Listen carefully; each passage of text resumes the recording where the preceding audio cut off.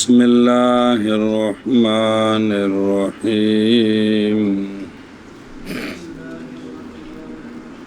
جی تنبیہ الوتد المجموع اذا كان آخر جزء جاء تطیب كالبسيط والرجز او فضله كالكامل او فضله كالرمل والخفيف والخبب جاز اجتماع المتدارك والمتراكك او فضله كالبسيط والرجز اجتماع المتقابس مع الاولين. بس.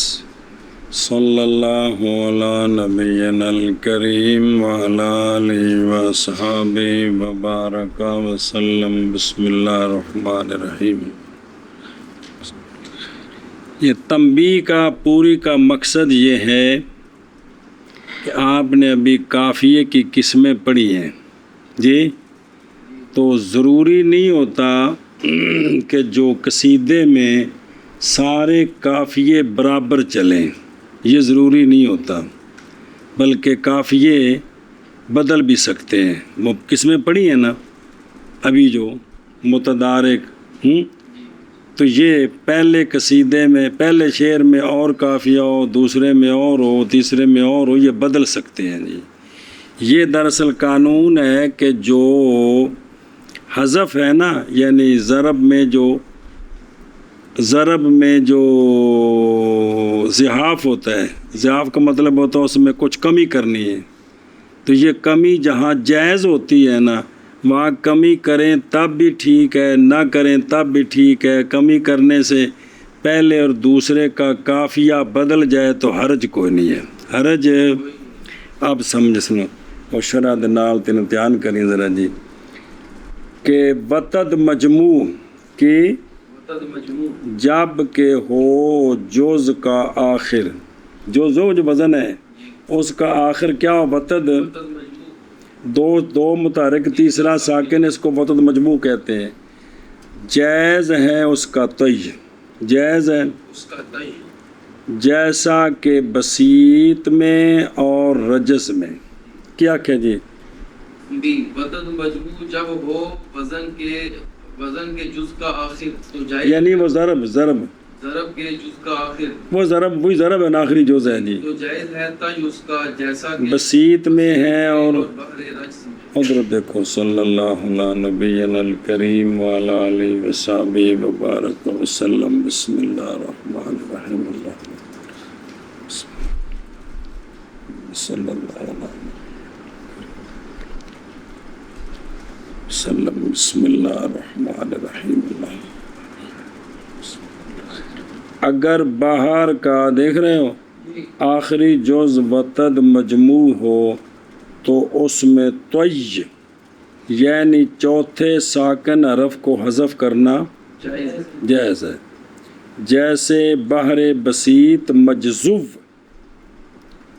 کون ہوتا ہے؟ جس کی آخری جز حذف ہوتی ہے. بحر بسیط مجذوب کا جزو یعنی مستفعلن جی، اس میں جو چوتھا اس کو کیا کر دیں؟ اور بحر رجز کا جزو یعنی مستفعلن جی، تو یہ اس کو حذف کرنا کیا ہے؟ جائز ہے.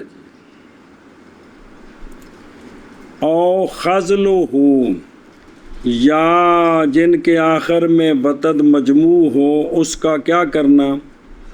جاز خذلہ، اس کا خذل جائز ہے.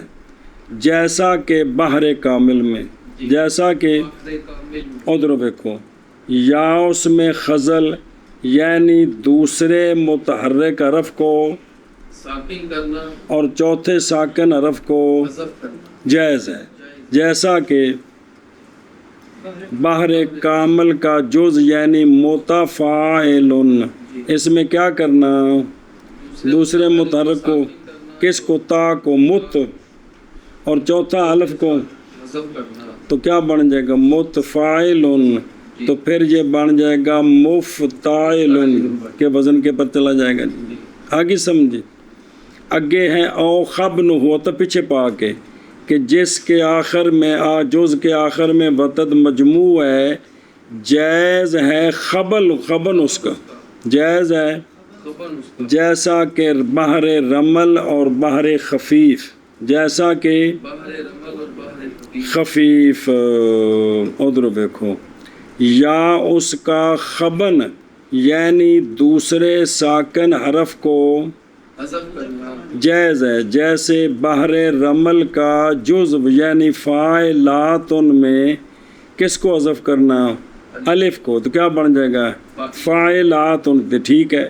اور بحر خفیف کا جز یعنی فاعلاتن، اس میں کیا کریں तो अलिफ को हज़फ करेंगे تو फ़ाइलात اور بحر متدارک، بحر तदारिक کا جزو یعنی अलिफ को हज़फ करें तो फ़ाइलुन فاعلن، جی بس یہ جو ہے نا والخبب، اور اس دوسری کتاب میں دیکھیں نا، بسم اللہ الرحمن الرحیم، او عشاء نمبر 2 جی خبب، جی जी وَهُوَ الْمُتَدَارِك متقدم، آگے سمجھے؟ जी باہر متدارک آیا ہے نا، जी اس کو کیا کہتے ہیں؟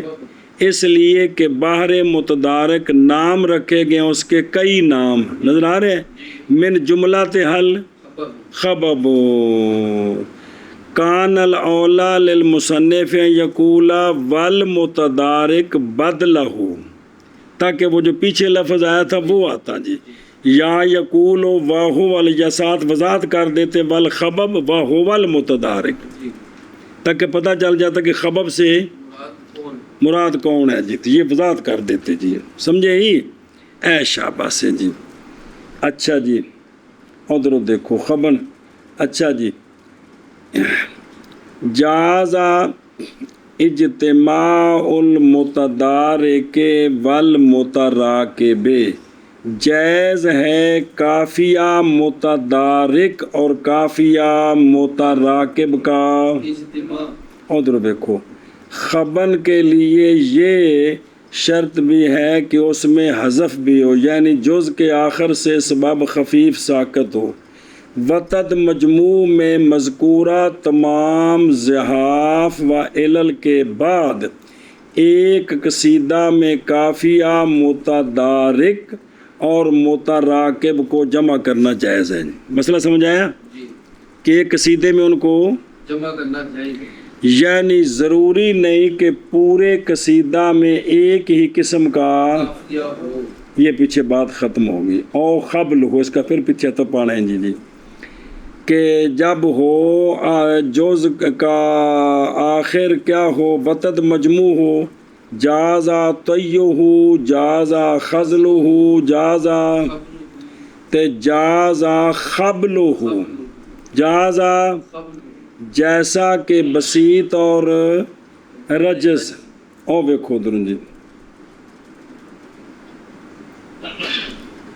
اچھا یا وتد مجموع میں کیا کرنا، قبل करना یعنی دوسرے اور چوتھے ساکن حرف کو हज़फ करना جائز ہے، جیسے बाहर तसीद में اور بحر رجز کے جز یعنی، मुस्तफ़िलुन में اب اس میں کیا کریں گے، دوسرے اور چوتھے کو، हज़फ करेंगे تو کیا بن جائے گا मुताइलुन متعلن، تو متعلن سے پھر کس وزن پر لے جائیں گے، متعلن سے فعلتن فعلتن، تو فاعلن بھی بن سکتا ہے نا، اچھا متعلن کی بنے گا فعلتن، ٹھیک ہے فعلتن میں۔ اس طرح اگر ہوا، سمجھے ہی، जी تو ایک قصیدہ میں کافیہ متقابس پہلی دو قسم یعنی متدارک اور متراکب کے ساتھ جمع ہو جائے گا۔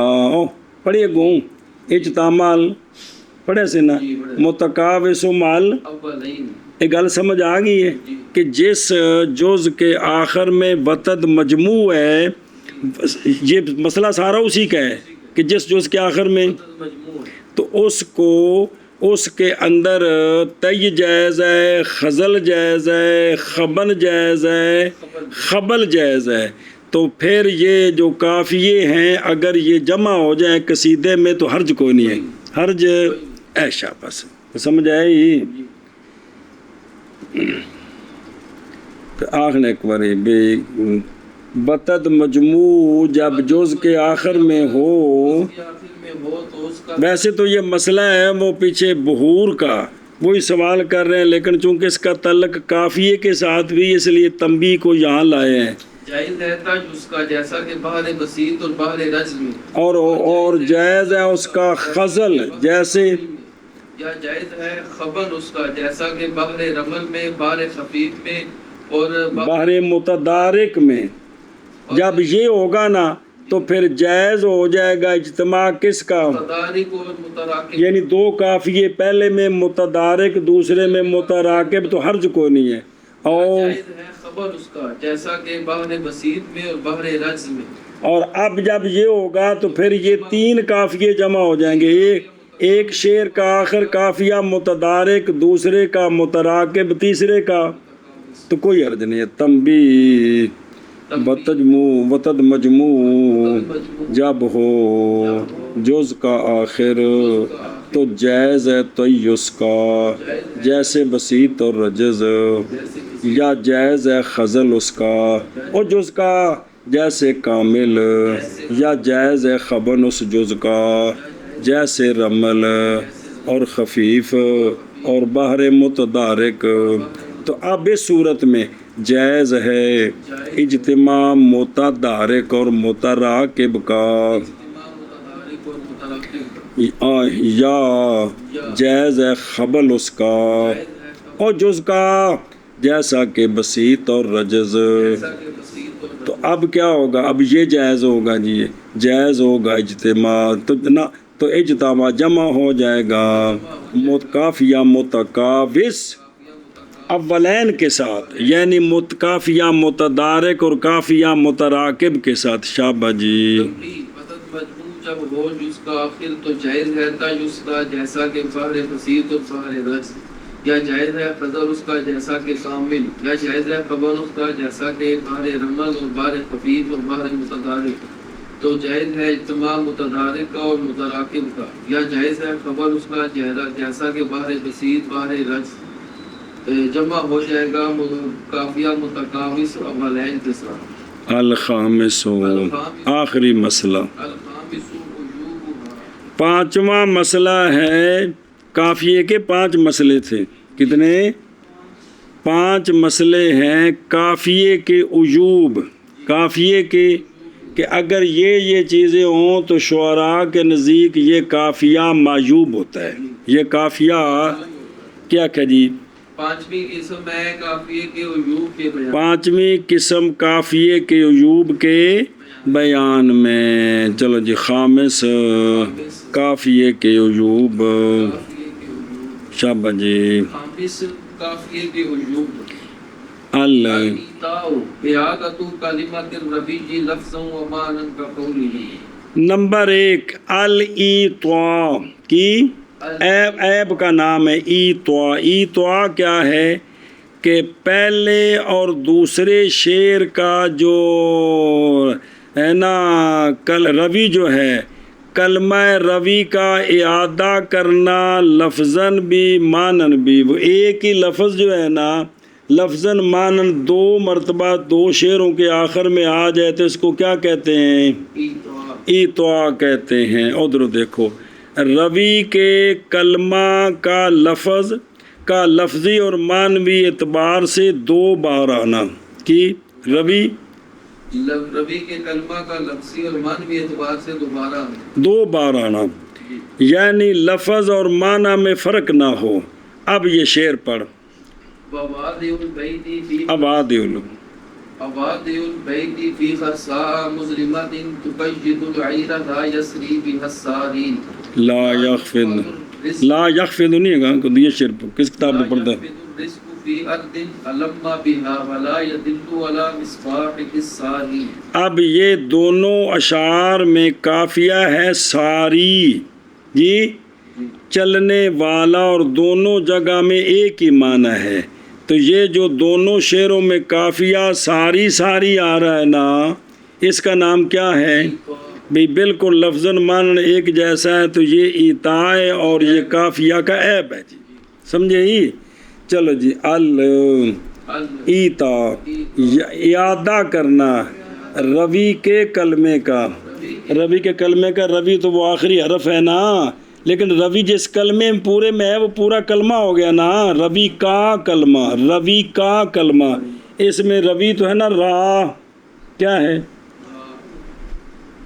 سنیں ہی نا، یا ہے نا، یا پر شعر ختم ہو رہا ہے نا، تو روی تو جو ہے نا وہ یا ہے اور ہیں یا ہے نا روی، اور ساری جو تو آخری کرم یا ہے نا، تو روی جو ہے نا وہ تو یا ہے، لیکن اس یا کا پورا کلمہ کیا ہے؟ ساری تساری، یہ مطلب ہے جی، یہ اعادہ کرنا روی کے کلمے کا لفظاً و مانن، جیسا کہ شاعر کا قول۔ ہاں جی،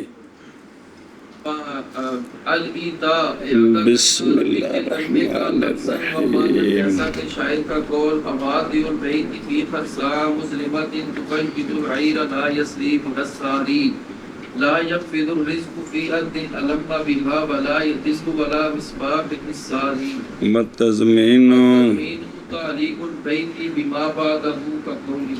دوسرا عیب اس کا نام ہے تضمین۔ کیا نام ہے؟ وہ یہ ہے کہ پہلے شعر کا معنی ما بعد والے شعر کے ساتھ معلق ہو، دوسرا شعر ساتھ ملے گا تو پہلے کا معنی پورا ہوگا، اس کو بھی عیب شمار کیا جائے۔ کیا کہ جی دوسرا عیب ہے قافیے میں تضمین، وہ یہ ہے کہ معلق کرنا بیت کو اپنے ما بعد کے ساتھ، جیسے کہ قول ہی تضمین، شعر اپنا معنی دینے میں بعد والے شعر سے، جیسے پڑھ وَهُمْ بارد الجفار علی تمیم وهم اصحاب یوم اقاز انی شہدت لهم مواتنا صادقات شہدنا لهم بحسن ظن منی۔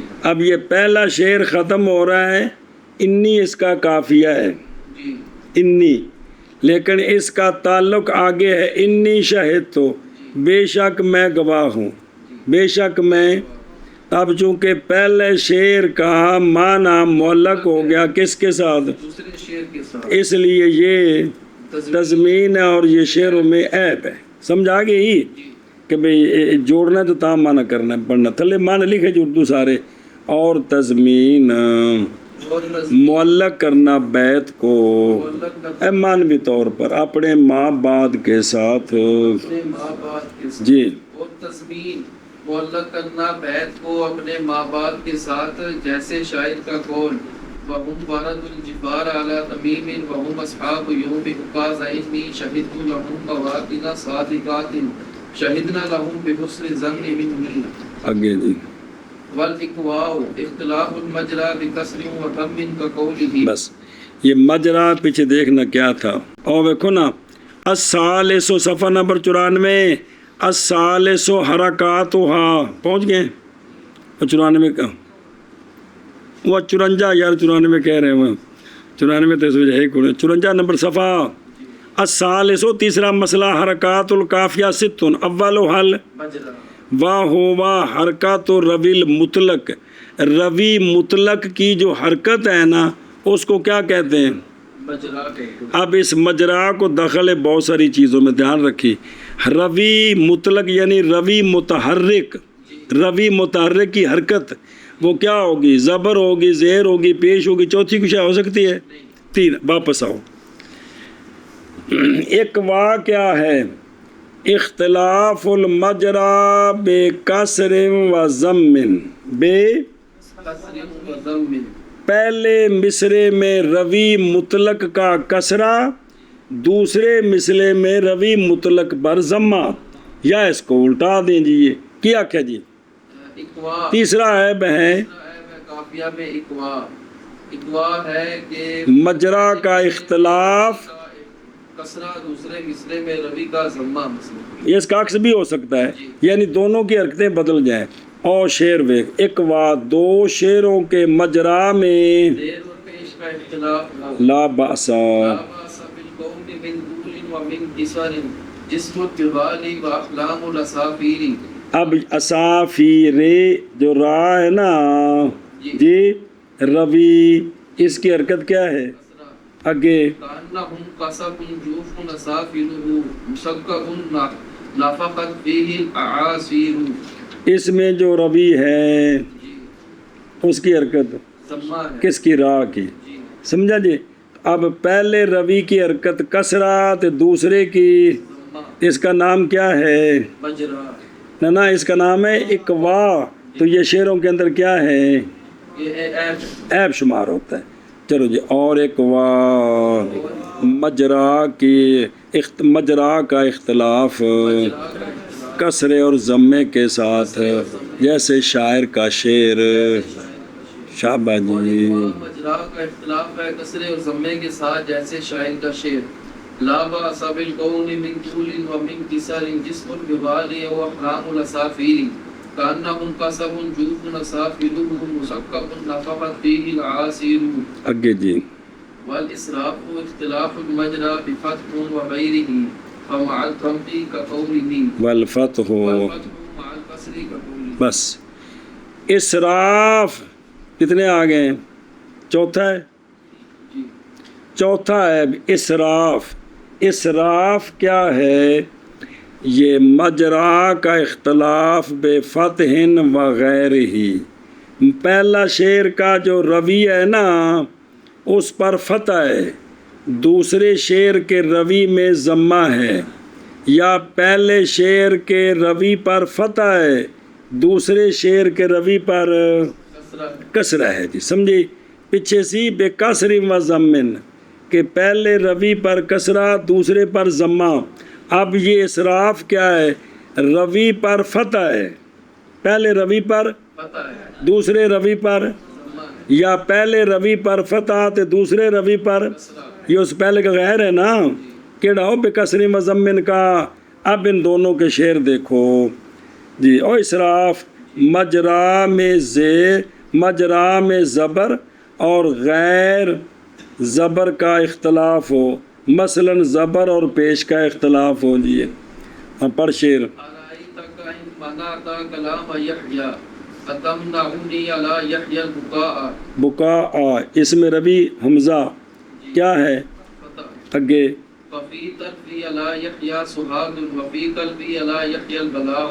بلاؤ اس میں سما ہے آگے سمجھ جی تو اس کا نام کیا ہے اسراف ایک مثال آگی پہلے شعر میں مجرا زبر اور دوسرے میں پیش ہے جی آگے زیر زبر اور زیر کا اختلاف جیسے ألم ترني رددت على ابن ليلى منيحته نعجلت القضاء. اس میں فتح ہے اگے فقلت لشاته لما أتتنا رماك الله من شاة بداء. بدائے تو یہ اختلاف ہو گیا کس میں فتح اور کسرے میں کسرے میں آگے سمجھ جی تو یہ دو صورتیں اسراف کی جی کہ پہلا روی پر فتح دوسرے روی پر سما یا پہلے پر فتح دوسرے پر کسرہ. کسرہ چلو جی اور اسراف اور اسراف مجرا کا اختلاف فتح اور فتح کے غیر کے ساتھ اور فتح کے غیر پس ضمہ کے ساتھ بس سما جیسے شاعر کا قول جیسے شاعر اور فتح کے ساتھ اور فتح کسرہ کے ساتھ جیسے شاعر کا قول جیسے شاعر کا. جی اور اسراف اختلاف ہے مجرا کا فتح اور اس کے غیر کے ساتھ بس سمے کے ساتھ جیسے شاعر کا قول أرأيتك إن منعت كلام يحيى تمنعني على يحيى البكاء وفي طرفي على يحيى سهاد وفي قلبي على يحيى البلاء. اے شاباش اور فتح کسرہ کے ساتھ جیسے شاعر کا قول ألم ترني رددت على ابن ليلى منيحته عجلت الأداء فقلت لشاته لما أتتنا رماك الله من شاة بداء. شاباش والإخفاء کتنے آگے نے پنجواں والإخفاء اختلاف الروي بحروف متقاربة المخارج مخارج کا قول ہی كقول اکفا پانچواں عیب ہے کیا إخفاء اکفا کیا ہے روی کا مختلف ہونا حروف متقاربۃ المخارج میں پہلا روی کا حرف اور دوسرے روی کا حرف قریب المخرج ہوں تو یہ بھی عیب شمار ہوتا ہے، یہ بھی عیب کیا کہ جی پانچواں عیب ہے قافیے میں اکفا۔ اکفا ہے روی کا مختلف ہونا حروف کے ساتھ جو متقاربۃ المخارج ہے۔ جو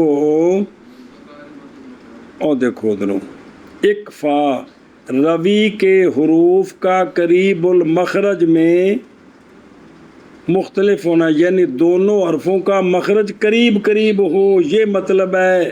پڑھو شعر۔ بنات الطائن علی خد اللیل لا یشتقین عملا ما انکری۔ ان کہنا اب پہلے شعر میں روی لام ہے، دوسرے میں تو لام اور نون دونوں ہیں کہ کوئی نہیں، لام نون دونوں قریب المخرج ہیں جی، تو یہ بھی شعروں کے اندر کیا ہے، عیب شمار ہوتا ہے۔ اور اکفا روی کا اختلاف حروف متقاربۃ المخرج مخارج کے ساتھ، متقاربۃ المخارج، صرف اتنا ہی فرق ہو جی، جیسا کہ شاعر کا قول جیسا کہ شاعر کا۔ جی۔ اور اکفا روی کا مختلف ہونا حروف کے ساتھ ایسے حروف جو متقاربۃ المخارج ہوں، جیسے شاعر کا قول بنات الطائن علی خد اللیل لا یشتقین عملا ما انکری۔ اگے والاجازۃ اختلافہ بحروف متباعدۃ المخارج کقولہ۔ اچھا جی، کتنے آگے؟ 5 آئے۔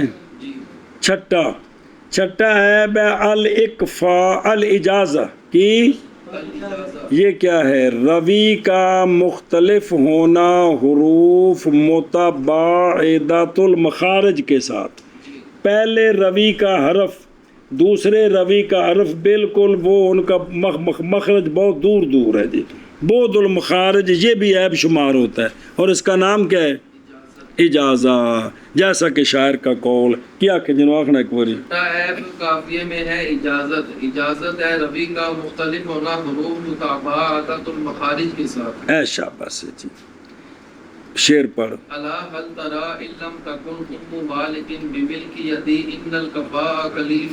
روی کون ہے، لام، آگے رآ من خلیلیہ جفاء وغلظۃ اذا قام یبتاء قلوس غمیم۔ زمیم، روی ہے میم، پہلے شعر میں روی لام، دوسرے میں روی لام اور میم دونوں کا مخرج علیحدہ ہے، میم کا مخرج شفتین ہے، لام کا مخرج پیچھے ہے جی، یہ تو یہ ان کا مخرج دور ہے جی، یہ سمجھے ہی، تو یہ بھی کیا ہے شعروں میں عیب ہے جی، اے شاباش جی۔ اور اجازہ روی کا اختلاف حروف متباعدۃ المخارج کے ساتھ، جیسے شاعر کا شعر جی۔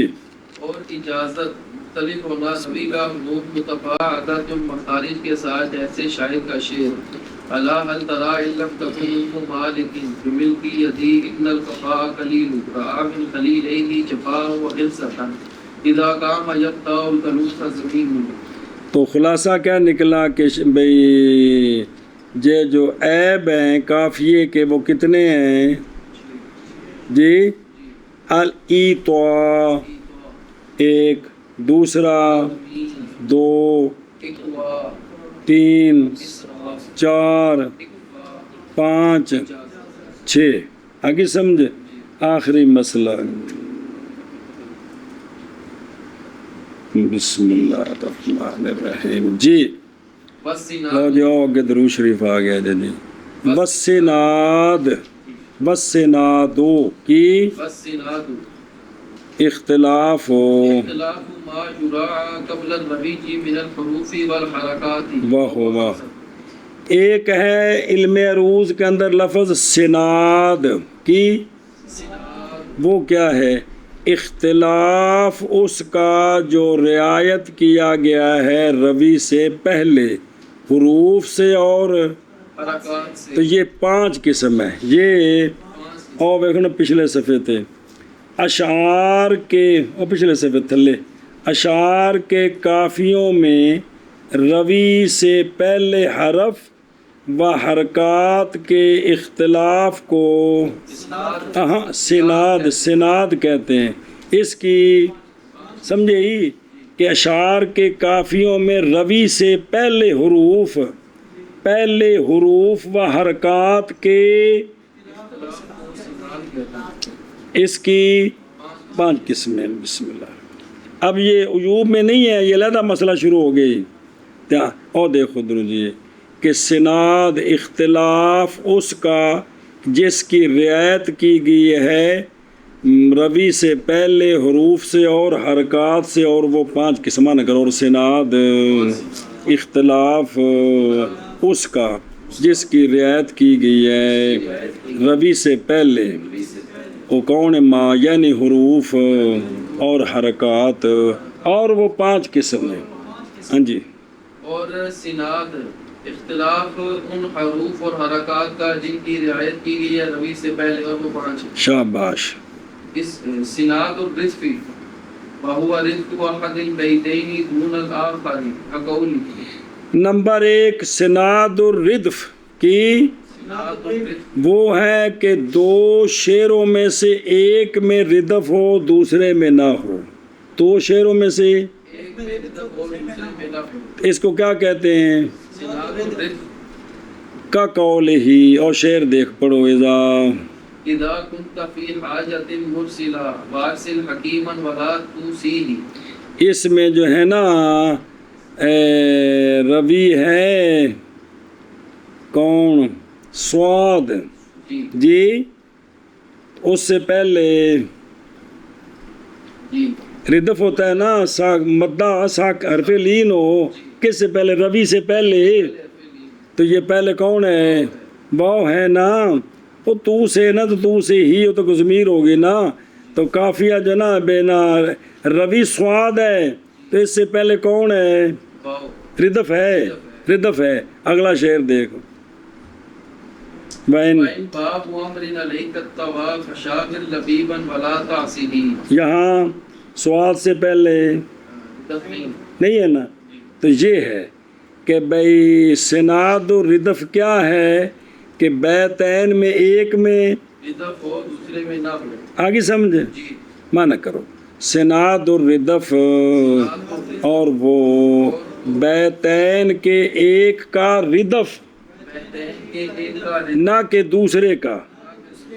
اج میں لا تو سے ہی تے لا تا سے ہی. جی.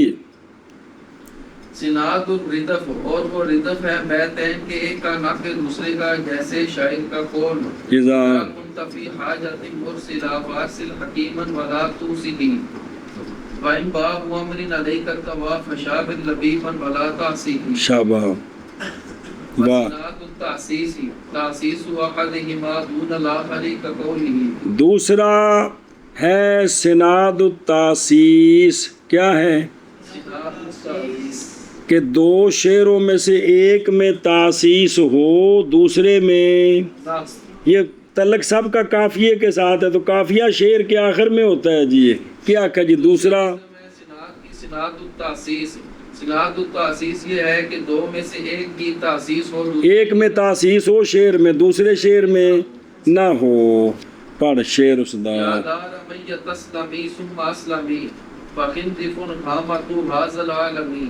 پہلے شعر میں تاسیس نہیں ہے جی، اور جو پہلا شعر جی نہیں ہے، جبکہ دوسرے میں تاسیس ہے. کیونکہ اسلامی میں میم جو ہے نا جی میم ہے روی، اور اس سے پہلے الف کو نہیں ہے.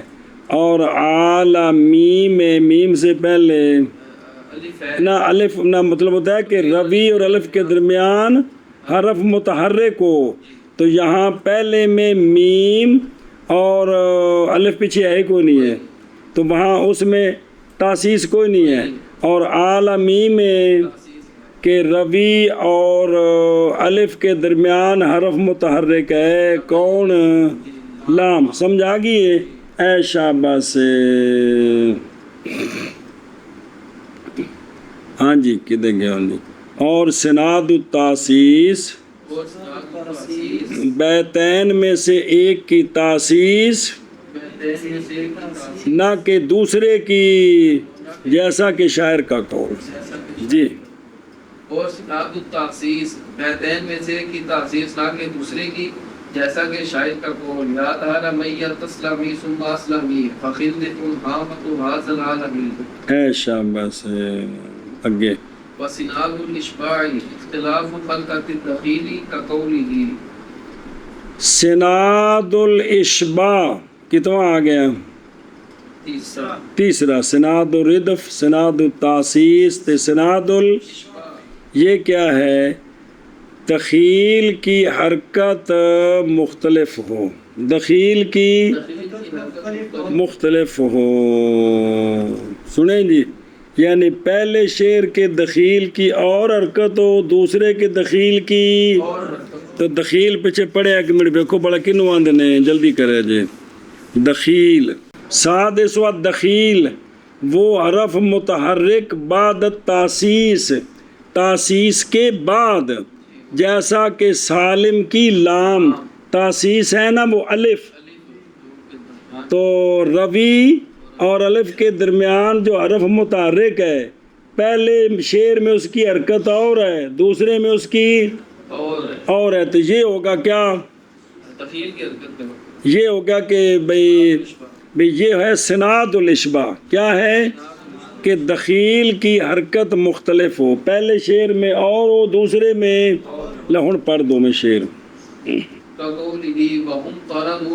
اور دو شعروں کے دخیل کی حرکت کا مختلف ہونا، جیسے وہم تارادو.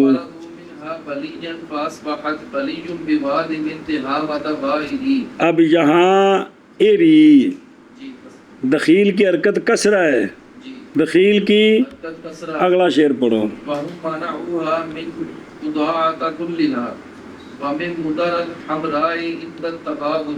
یہاں دخیل کی حرکت پہلے کسرہ ہے اور اب ضمہ ہے، تو اس کا کیا نام ہے؟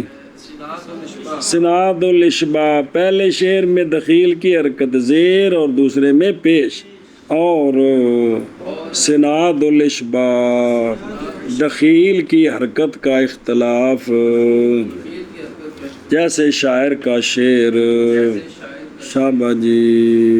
وسناد الاشباع اور سناد الاشباع دخیل کی حرکت کا اختلاف، جیسے شاعر کا شعر. وَمُنْقَرَضُ مِنْهَا بَلِيًّا فَأَصْبَحَتْ بَلِيٌّ بِوَادٍ انْتِهَابَةَ غَائِرِي وَهُمْ مَنَعُوهَا مِنْ قُضَاعَةَ كُلِّهَا وَمِنْ مُدَرَ الْحَمْرَاءِ عِنْدَ التَّوَاضُعِ.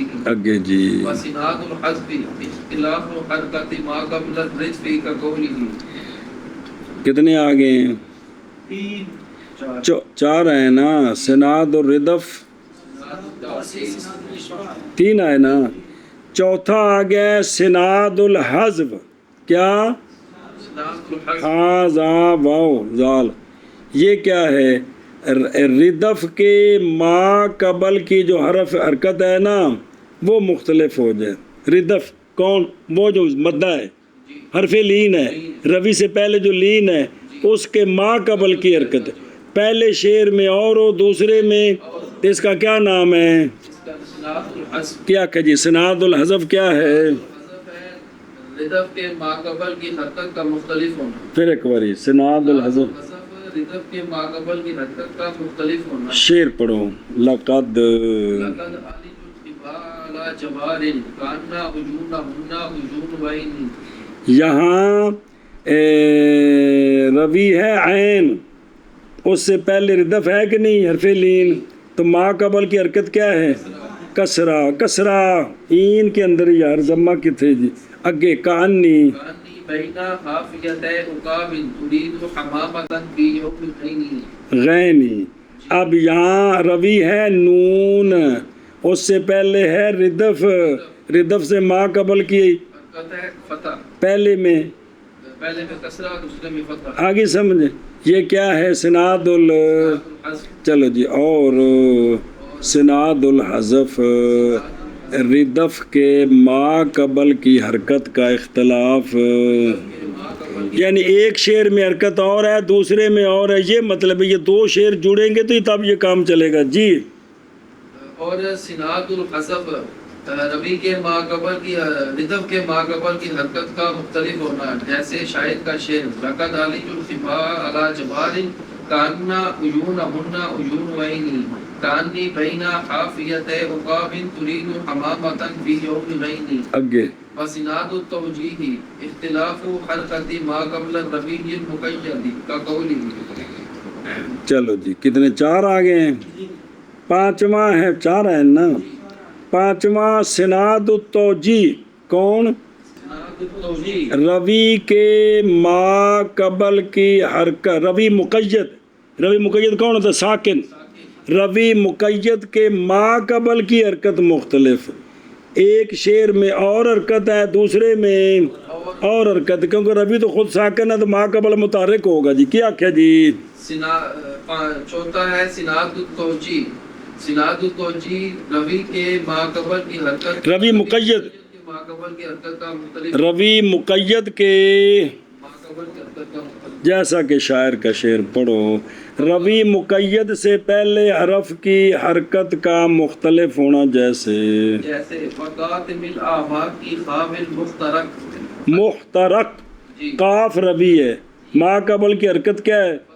اگے الف شتا لیس بالراء الحمق، روی ہے قاف، ما قبل کی حرکت کسرا اگے، شذابۃ انہا شذر رب السبق، تو روی ہے قاف، ما قبل کی حرکت ضمہ پہلے فتح ہے، پھر کسرہ ہے، پھر ضمہ ہے، اور سناد التوجیہ سناد التوجیہ روی کے ما قبل کی حرکت کا، روی مقید کے ما قبل کی حرکت کا اختلاف، روی مقید کے ماقبل کی حرکت کا اختلاف، جیسے شاعر کا شعر جیسے شاعر کا شعر، جی۔ اور سناد التوجیہ روی مقید کے ماقبل کی حرکت کا اختلاف، جیسے شاعر کا شعر وقاتم الاعماق کی خواب المخترق الف شتا لیس بالراء الحمق شذابۃ انہا شذر رب السبق۔ تو سناد اختلاف اس کا، اس حرف اور حرکت کا جو روی سے ما قبل جس کی رعایت کی گئی ہے، تو اس کی کتنی قسمیں ہیں؟ وَهُوَ خَمْسَةٌ، سناد الردف، سناد التاسیس، سناد اور سناد التوجیہ، وَهَذَا هذا آخر ما أوردناه في هذا المؤلف، وصلی اللہ صلی اللہ تعالی علی سیدنا محمد وعلی آلہ وصحبہ وسلم تسلیما کثیرا۔ اور یہ آخر ہے آخر اس کا کہ لائے ہیں ہم اس کو لائے ہیں ہم اس مؤلف میں، اس مؤلف میں، چلو جی، رحمت نازل ہوں اللہ تعالیٰ کی رحمت نازل ہو ہمارے سردار محمد صلی اللہ علیہ وآلہ وسلم پر، اور آپ کی آل پر، اور آپ کے صحابہ پر، اور سلامتیاں نازل فرمائے اللہ تعالیٰ تسلیما کثیرا۔ جی، اور یہ آخر ہے اس کا کہ لائے ہیں ہم اس کو اس مؤلف میں، اور رحمت نازل فرمائے اللہ تعالیٰ ہمارے سردار پر یعنی محمد صلی اللہ علیہ وآلہ وسلم پر، اور آپ کی آل پر، اور آپ کے اصحاب پر، اور سلامتیاں نازل فرمائے تسلیما کثیرا۔